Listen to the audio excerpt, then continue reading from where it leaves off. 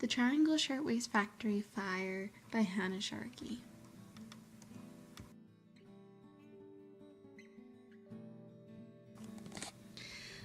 The factory fire was on March 25, 1911, and the number of deaths were a big total of 146, and there were 71 injuries.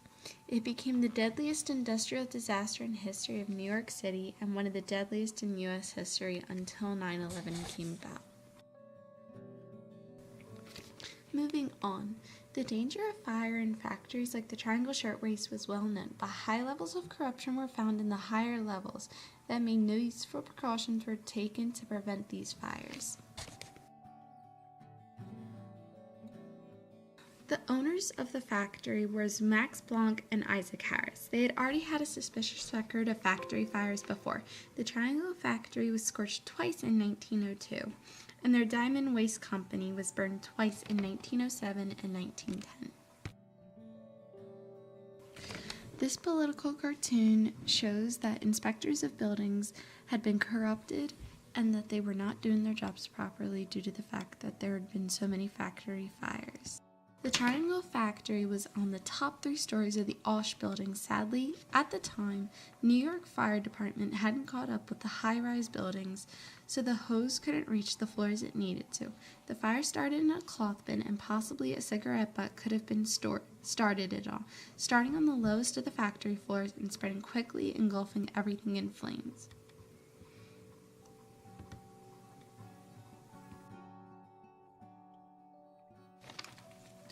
Trying to escape. People rushed to the doors, but they were locked, and they had tried to find other ways to escape, like climbing to the roof. They also broke through windows to get out, and people had tried to be going down the exit stairs. Too many people on the stairs made the stairs break.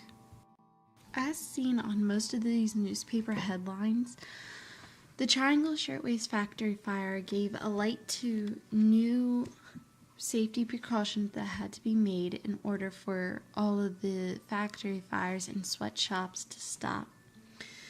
A lot of people also had taken to the fact that so many people were killed in the factories. Most women and girls who couldn't make it to the elevator, the stairs, or the fire escape and didn't want to die by fire chose to die by falling off the top stories of the building. This made major headlines on multiple newspaper stands throughout the country.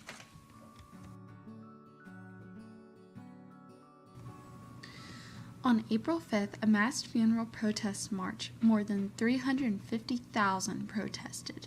This gave birth to many labor unions, and most important being the ILGWU, or the International Ladies Garment Workers Union.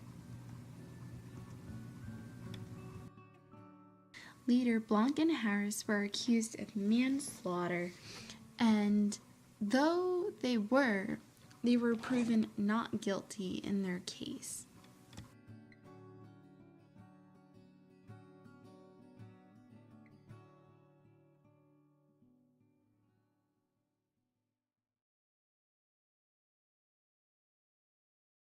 Early 20th century. The Triangle Shirtwaist Factory occupied several floors of a Manhattan business building called the APUSH building. It was located just off Washington Square Park, one of the wealthiest neighborhoods in the city. The Triangle Shirtwaist Factory was, by almost any definition, a sweatshop. It was a densely packed place. Some 500 people worked there, and the work schedule was punishing. 11 to 12 hours a day, every day. Most of the people employed at the factory were young immigrant women, teenagers even, who didn't speak English. These women sat at long tables, day in, day out, sewing shirtwaists. Shirtwaists were mass-produced blouses. They resembled men's shirts and were very popular with working women. So here's what happened. March 25th, 1911, Saturday evening, the end of the workday, the work week. A fire started in a bin of cotton scraps, perhaps from a cigarette butt. A manager tried to use a hose to put it out, but the hose valve was rusted shut, and the hose itself was rotted away. The factory floor didn't have a sprinkler system, so the fire spread quickly. People panicked. The building had only one flimsy fire escape, and it wasn't nearly big enough. It collapsed. The building had 4 elevators, but only one was working, and it only held 12 people at a time. It managed to make 4 rescue trips before it broke down.